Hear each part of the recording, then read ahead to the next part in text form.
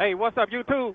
Your boy Chris out on the Gold Wing, out here in the great state of Texas, out here on 20 westbound, riding two up with the First Lady. How's everybody doing? It feels good to be out on the Gold Wing. I've always said you never know what Caliente is going to show up. I actually came down to Texas hoping to visit a fellow biker that went down, fellow biker Tony Raybone, that had an accident on his Harley Davidson. He's still in the hospital. So I just want the family to know that our thoughts and prayers are with them, and we wishing Tony Raybone a speedy recovery. The last time I actually saw Tony Raybone is when he met us out in Texarkana, Canada, when Brother Cowboy came to Memphis, back doing, I think that was Wingding 41.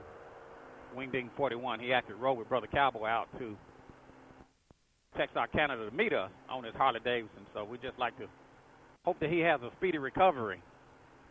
So today we're going to be talking about some of the things that's been going on around the country. A lot of cities have been experiencing protests. A lot of people have been protesting the injustices of African Americans. And I just want to kind of weigh in on this topic. I've been kind of quiet about the situation, staying busy, just logging the miles, waiting for things to kind of die down. But I want to kind of chime in on the topic. I'm going to share a story with you guys that happened to me when I was about 17 years old. And I'd never even shared this story with the First Lady. She don't even know about the story that I'm going to share with you guys. When I was about 17 years old, I worked at a restaurant along with a few other guys. We didn't have a car, so I had to actually catch a ride to work, back and forth to work. On this particular night, while working with some of my fellow co-workers, they offered me a ride home. So it was about four of us in a 1979 Thunderbird with T-tops. Baby, you probably too young to remember the 1979 Thunderbird T-tops. You with me, First Lady? I'm here, baby. Okay, she's probably too young to remember. But we was in a 1979 Thunderbird. Like I said, one of my coworkers offered me a ride home. It was about four of us. We all was teenagers. So we proceeded on home. It was about 11 o'clock at night. We was, coming through the neighborhood. We was dropping one of the guys off that lived closer to the restaurant. I was going to be one of the last people to get dropped off. So we drove near the young man's house. And as we came through the neighborhood, we got a police car came up behind us. So we came up to the intersection, and the police was behind us. It was not a red light; it was a stop sign. So we made the driver actually made a right at the corner, and this particular police followed us probably followed us a mile, maybe a mile and a half. He just stayed right behind us. Again, this was like 10 o'clock at night. We had just got off from our job. We was heading home, dropping one of the guys off. So he got up behind us. And we got right at the young man's house. As we pulled up in the driveway, the cop come right up behind us and threw his lights on. So now he's behind us. He's got it lit up. He's got his blue lights going. He's got the car lit up. All his lights on the front of the police car are shining through the car. And he gets on his loudspeaker and tell us to get out the car. So the young man's mother, I guess they was in the front portion of the house, and they heard the police on the loudspeaker. So she comes out to try to figure out, what's going on. And they yelling at her to get back in the house. And so anyway, she goes back in the house, and they tell us to exit the vehicle. So we exit the vehicle, and I actually had a plate of food in my hand because, working at a restaurant, they'll feed you free. That was one of the reasons why I took the job. Anyway, I had a plate of food in my hand. But anyway, we exit the vehicle. So now we're outside of the police car. They tell us to put all our hands on the hood. And they proceed to ask us. It was two cops. They asked us questions. Do we have any weapons? Do we have any drugs? And again, we're all teenagers, man. We're just getting off work. Tired. Been working all day. Waiting on tables. Cleaning up a restaurant. We're dirty. So we let them know we don't have no weapons, we don't have no drugs, we don't have anything. We're just getting off work.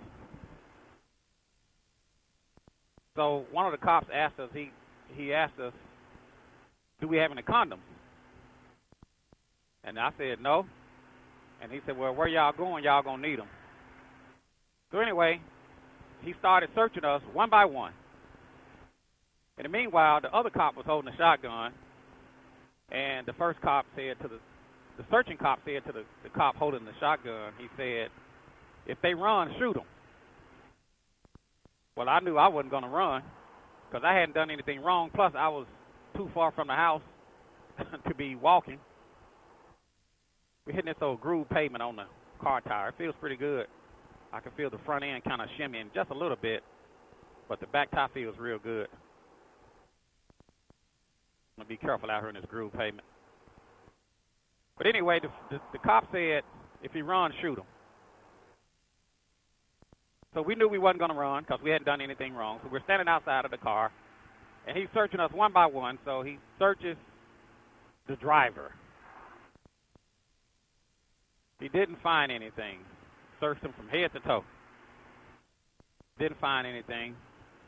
He put the driver in the back of the police car. He goes to the second guy. It was about four of us. Searches the second rider.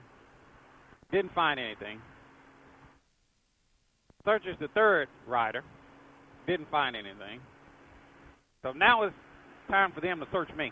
And I know I don't have anything because I, never been in trouble. Always been a law-abiding citizen.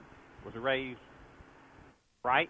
So I knew it was no problem. I didn't have anything. So the guy, he started searching me. And at this time I had on the coveralls. If you guys remember the coveralls back in the day, where the style was to have one strap off. Baby, you remember that? Did y'all do that back in the day where you had one strap off the coveralls? I'm not familiar with that, no, baby. Okay, yeah. But anyway, he searches me. I knew I didn't have anything. He searched me from head to toe. He didn't find anything. And I remember specifically the guy had on some black gloves, kind of like what I'm wearing now. He had on some black gloves. And he stuck them down in my coveralls. And he grabbed a handful of junk. First lady just tapped me on the shoulder, y'all. I guess she don't want me to she want me to keep it PG. Well, anyway, he grabs me and he says, what is this? And I thought for a second, what do you mean? I'm saying in my mind, what do you mean? What is this? I guess he was acting like I had something, which I knew I didn't. And he said, what is this? While his hands down in my pants. So I'm gonna keep it PG. I mean, he had him in such a way that he could have just pulled them off. I mean, because it was kind of painful, to be honest with you. But anyway, he jacked me up and he threw me in the back of the police car. So now all four of us is back there crammed in the back of the police car. And we're trying to figure out, what have we done? We haven't done anything. Nobody has anything. We just got off work. We don't have no history. We're working young men. We're just looking at each other like, what have we done? We haven't done anything wrong.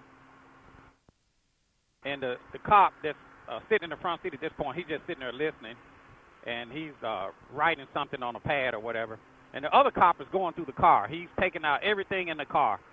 They going through my plate of food that I had in my hand. They're taking out the seats. They're looking all in the console.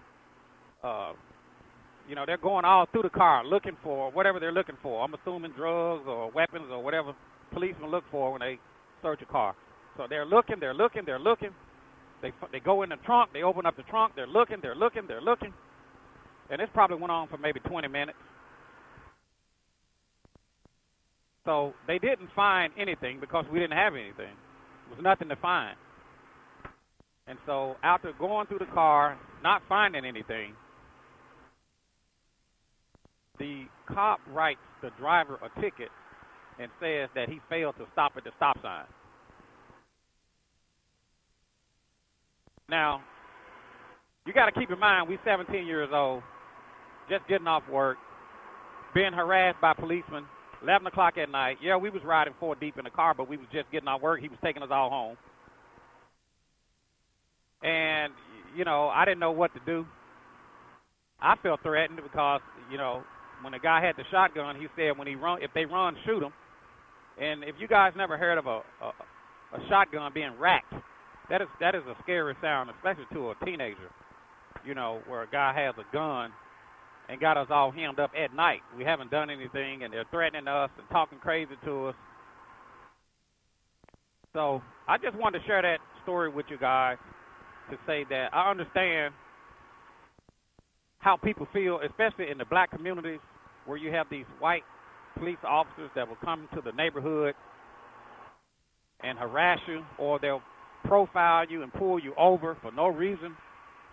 And yeah, they have the right to stop you, and they can say, yes, a routine traffic stop, but they're profiling and they're fishing, looking for anything they can find. And a lot of times when a person gets pulled over, they're upset or they're mad because they feel like they're being harassed. Next thing you know, the situation escalates, and the cops pull out his gun, and next thing you know, a young black man is dead. So it's unfortunate what happened up in Minnesota. It happens too often of these police officers that abuses their power, profiling. You never hear stories about black police officers going into white neighborhoods, killing up white men. You never hear about that. I'm not saying it has never happened, but black people don't generally get on the police department to go out to kill somebody. That's not what they're there to do. They're there to earn a living, make a check, and go back home and take care of their family. But you have some officers, and not all, but some officers come on the force just to abuse their authority, just to abuse their power.